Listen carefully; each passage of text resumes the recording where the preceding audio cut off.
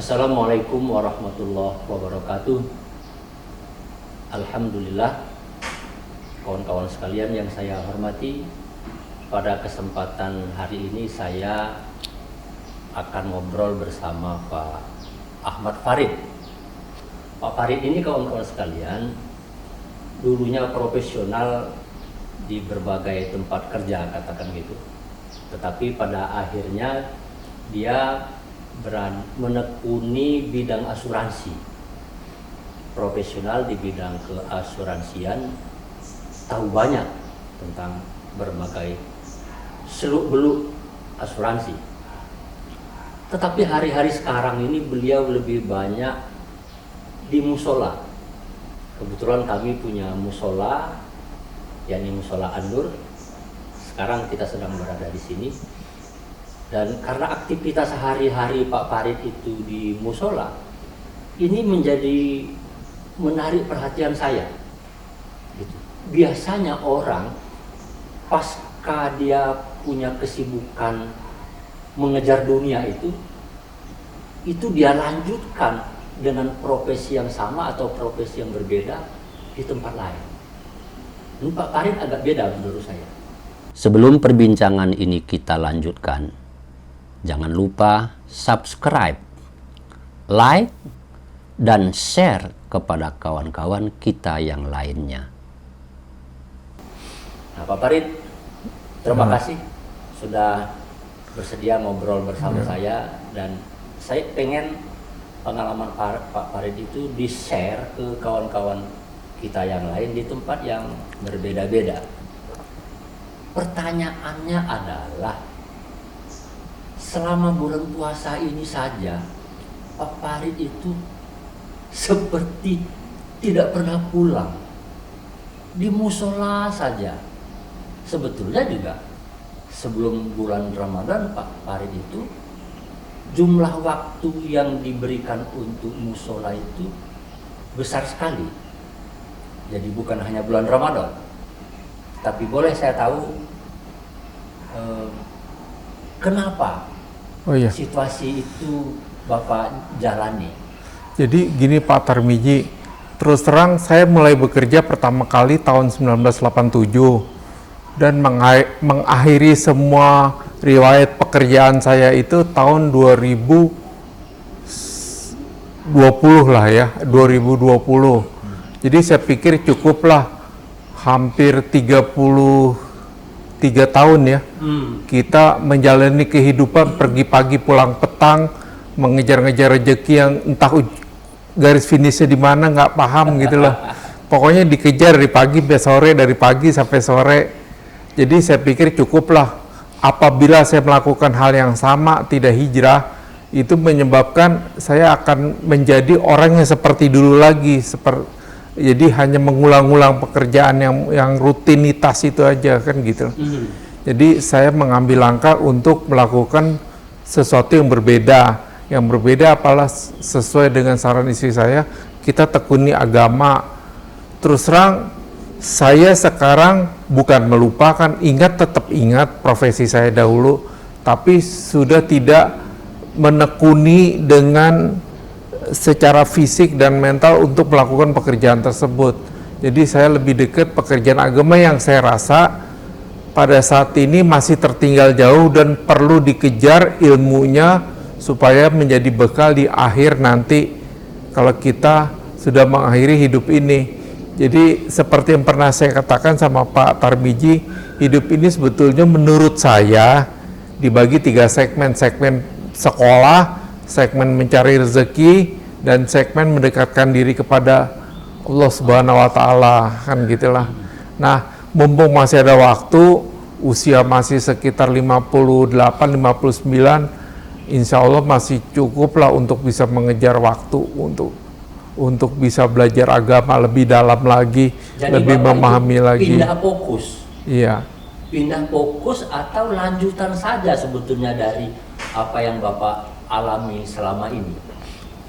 Jadi jujur aja, pada saat saya mengejar profesi dahulu, profesi berpindah-pindah dari kehutanan pindah ke peternakan, dari peternakan pindah ke asuransi. itu profesi membuat saya tidak meluangkan waktu secara khusus untuk belajar agama. Lebih banyak saya mengejar ilmu dari profesi tersebut untuk bisa menggapai posisi di puncaknya yang terbaik dan sebagainya. Alhamdulillah semua sudah dijalankan dengan lancar, artinya tidak ada kendala. Anak sekarang bilang kita tidak menemui masalah seperti ketangkap KPK apa segala macam, kita nggak menemui masalah lah, pekerjaan lancar-lancar aja. Nah itu sudah cukup saya pikir, karena biar bagaimanapun juga dunia bisnis, dunia keuangan, dunia perbankan, dunia apapun itu menyebabkan kita terbuai terus untuk melakukan itu terus sampai akhir hayat tanpa kita sadari. Akhirnya kita menutup mata tanpa mampu mengejar ilmu yang sesungguhnya harus kita miliki, ilmu mendekatkan diri kepada Allah Subhanahu wa Ta'ala, itu aja intinya. Nah, berarti Bapak kan menekuni katakanlah dunia baru, dunia agama. Seperti halnya di bidang profesi Bapak, apakah Bapak lalu belajar dari nol, dari awal gitu kan ya? Ataukah Bapak sudah punya basic katakanlah sebelumnya, sehingga ketika menekuni bidang agama ini sudah tidak terlalu kagetan lagi umpamanya? Gimana Pak? Intinya kan begini Pak Tarmiji, agama itu sebetulnya kemauan yang sungguh-sungguh untuk bisa melihat konteks dari kehidupan ini dikaitkan sama ayat-ayat dalam agama. Artinya pengejawantahan dari ilmu yang kita miliki untuk bisa kita merealisasikan dalam kehidupan sehari-hari, kan begitu. Nah, jadi sebetulnya kalau saya melihat, kalau kita belajar agama secara tekun bisa menjadi guidance, bisa menjadi petunjuk untuk bisa kita mengambil keputusan dengan tepat, kan gitu intinya. Ilmu agama bukan sebagai keahlian profesional, tetapi bekal untuk kehidupan kita sehari-hari. Katakanlah begitu ya. Iya, jadi guidance lah, jadi petunjuk. Kalau menghadapi hal seperti A, putusannya apa yang terbaik? Menghadapi kehidupan B, keputusan apa yang terbaik? Menghadapi keluarga dengan kondisi seperti ini, keputusan apa yang terbaik menurut agama, kan begitu. Iya, iya. Ya. Jadi agama itu menjadi hudan, menjadi hidayah. Ya. Gitu kan, dia mencakup berbagai persoalan kehidupan manusia, dan itu bisa diaplikasikan kan Pak. Ya. Nah, Bapak mengalami itu. Iya. Jadi intinya saya berusaha bukan menurut kata saya, bukan menurut pendapat saya, bukan menurut ilmu yang saya miliki pada saat ini, bukan menurut apa yang teman-teman katakan, bukan menurut kebiasaan yang dilakukan oleh masyarakat. Kalau dulu gimana sebelumnya? Kalau dulu contohnya nih, kalau kita memilih seseorang kan one man one vote, misalnya begitulah contohnya. Iya. Jadi suara terbanyak akhirnya dipilih menjadi pemimpin dan sebagainya. Ikut mayoritas. Nah, kalau agama kan nggak begitu. Agama itu semacam siapa yang terbaik dipilih, terus diaklamasikan dan sebagainya untuk bisa mencari seorang pemimpin yang terbaik, yang amanah dan sebagainya, kan begitu. Nah, itu juga kadang-kadang di profesi bisnis itu banyak hal yang tanpa kita sadari melanggar sebetulnya aturan-aturan agama. Itu kita sadari pada saat kita belajar agama, kan begitu.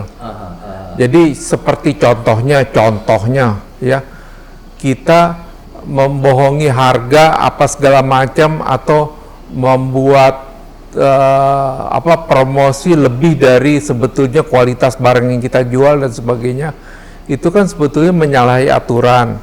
Nah, itu baru kita sadari pada saat kita di agama. Dulu pada saat kita menjalani profesi, jiwa kapitalisme yang ada kan, mendapatkan omset sebanyak-banyaknya, mendapatkan keuntungan sebesar-besarnya, karena target yang begitu besar dari perusahaan menyebabkan kita apapun kita lakukan untuk mengejar target, kan begitu. Ya, baik kawan-kawan sekalian, hari ini sebagai salah satu contoh bagaimana cara kita, umumnya kita menghadapi berbagai persoalan di dalam kehidupan sehari-hari, dan dalam hal ini menyangkut dengan pekerjaan kita. Jadi kalau saya pahami dari yang Pak Farid katakan tadi, saya juga ngalami sebetulnya gitu kan. Kita pada waktu masih muda, masih sangat energik, bekerja secara profesional, mengerahkan ilmu, relasi dan lain sebagainya, hampir-hampir saja tanpa di guidance oleh agama. Iya. Kalau toh ada itu naluri saja sifatnya. Iya. Kira-kira begitu. Betul, setuju Kak? Setuju Pak. Jadi kalau seandainya kita meeting misalnya sama direksi-direksi, itu kan keputusan meeting, belum tentu keputusan meeting itu sesuai dengan guidance agama kan begitu. Belum tentu loh ya. Tapi terpaksa kita lakukan dengan sepenuh hati karena sudah menjadi keputusan aklamasi, Keputusan bersama. hasil meeting tersebut kan begitu. Nah, banyak hal yang setelah saya renungkan pada saat ini seharusnya saya tidak ulangi lagi hal-hal seperti itu, karena terus terang saya takut, saya ngeri atau saya menyesal kalau seandainya masih saja saya melakukan hal seperti itu dan Allah mengatakan bahwa ini akhir dari kehidupan saya kapan sempat bertobatnya kan begitu. Iya, mendadak Berhenti semua kehidupan mendadak, nggak ada waktu lagi untuk menyesali apa yang saya lakukan kan gitu. Iya. Jadi mumpung ada waktu, sudah tutup buku untuk masalah seperti itu, kita melakukan hal yang lain. Toh terus terang kehidupan itu sebetulnya Allah sudah mencukupi. Artinya apa? Bekerja, profesi pada saat itu Allah berikan rezeki pada saat kita pensiun, itu menyebabkan kita juga, istilah kasarnya, mohon maaf kalau kalimatnya, tidak kelaparan juga Pak, kan begitu. Tetap aja ada rezeki yang bisa diinikan. Asalkan kita yakin bahwa hidup itu ditata dengan baik, kita nggak merugikan orang lain, atau kita tidak mencurangi orang lain, itu aja sih intinya.